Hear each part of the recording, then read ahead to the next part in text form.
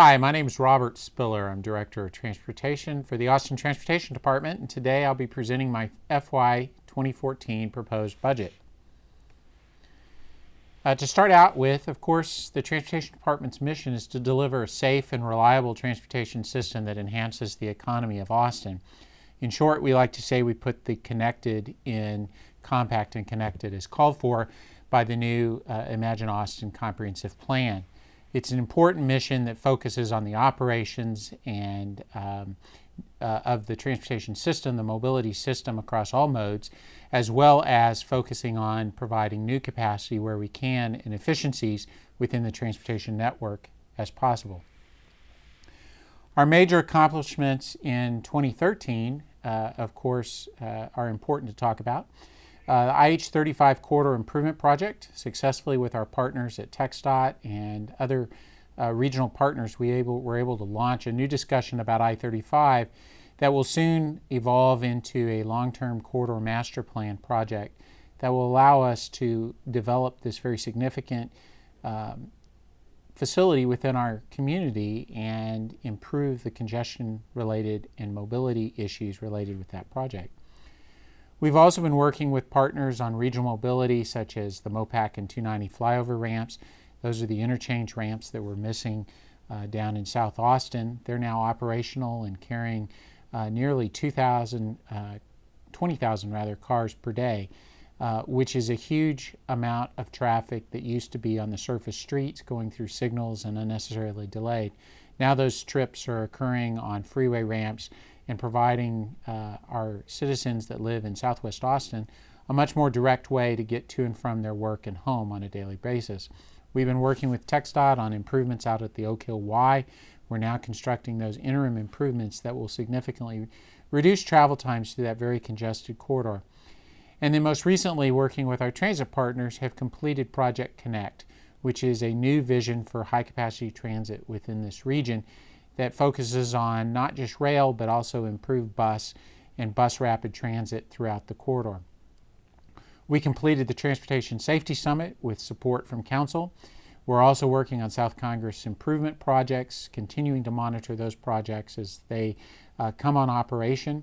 West Campus parking districts, as well as Rainey Street parking districts, have come into being this last year with great success, as well as a number of new pedestrian hybrid beacons that we've installed throughout town, making our pedestrian and bicycle modes much more safer within our transportation network. In terms of our key performance indicators, we continue to strive to meet our key performance indicators and to set higher goals for our next fiscal year as we look forward to FY14. In terms of Department of Revenues, this slide points out where we, as a department, get our revenues and then, of course, where we use those revenues to do our business. One thing that I wanted to point out is we are an enterprise, and so most of our revenue comes from various fees or work that we do on behalf of other departments. We do, along with Public Works, share revenue streams from the transportation user fee, but what this slide shows is that the revenue fee from transportation user fee is less than half of our overall revenue stream for the transportation department. And then you can see here on this slide how we spend those. Our big use of funds is, of course, our traffic management program, as well as our parking enterprise to meet the needs of citizens throughout our community.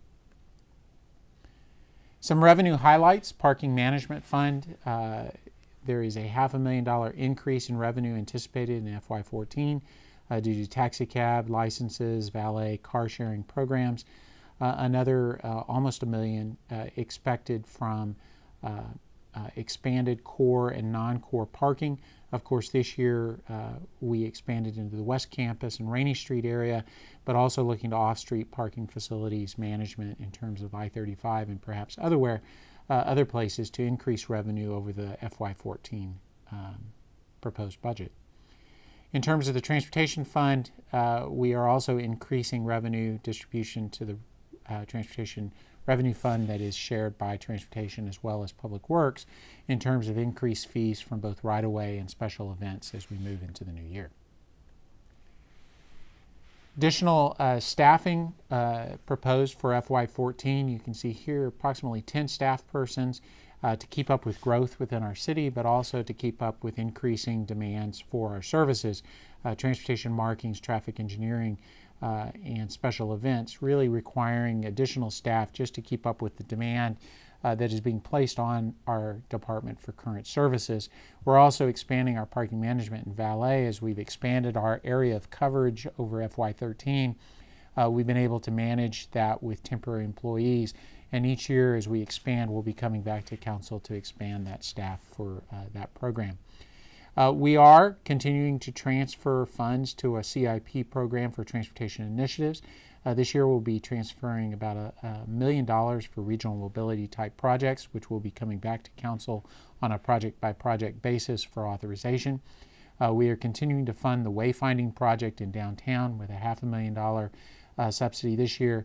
And then West Campus and parking meter or West Campus District will be spinning off funds that can be used in the West Campus area.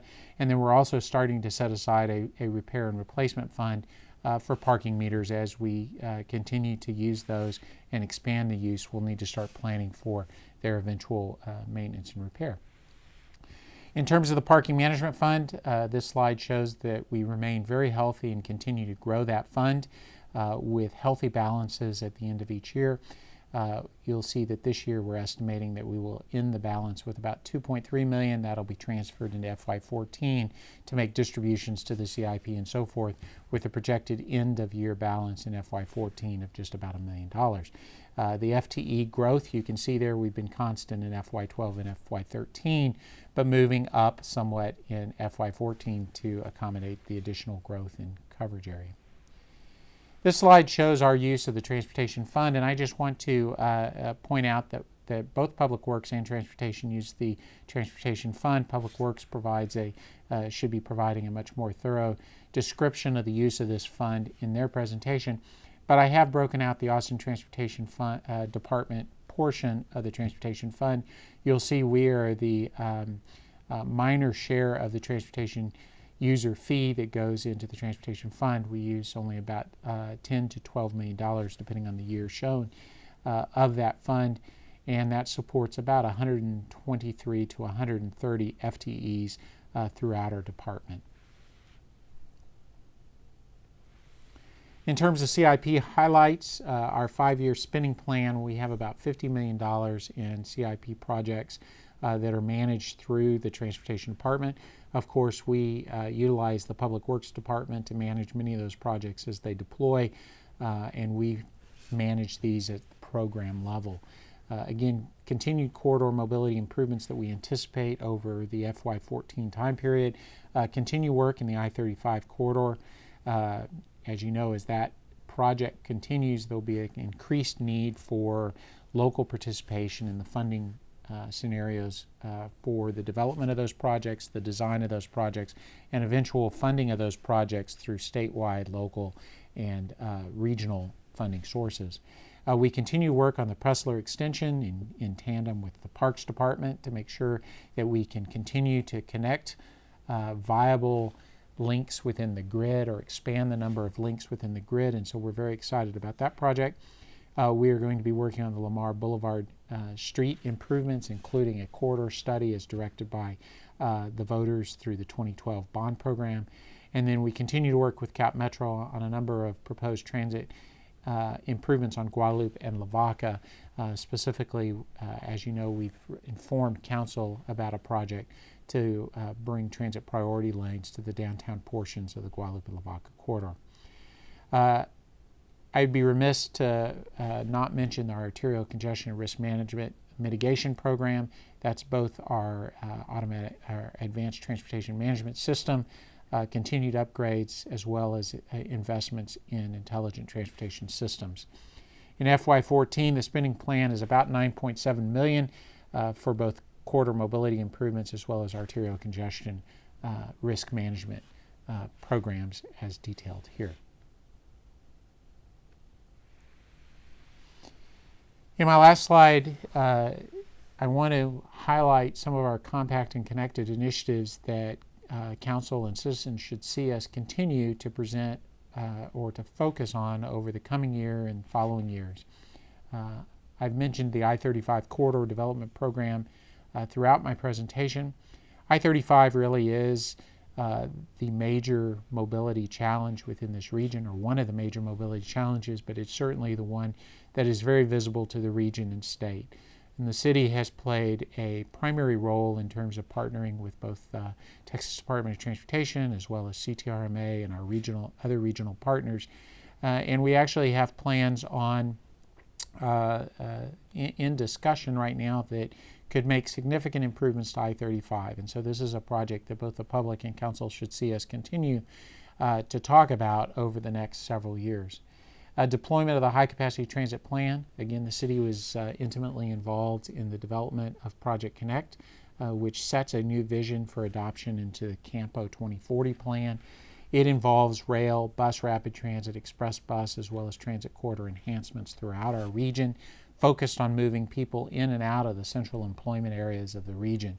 And so the city will continue to play a major role in that project through the Transportation Department.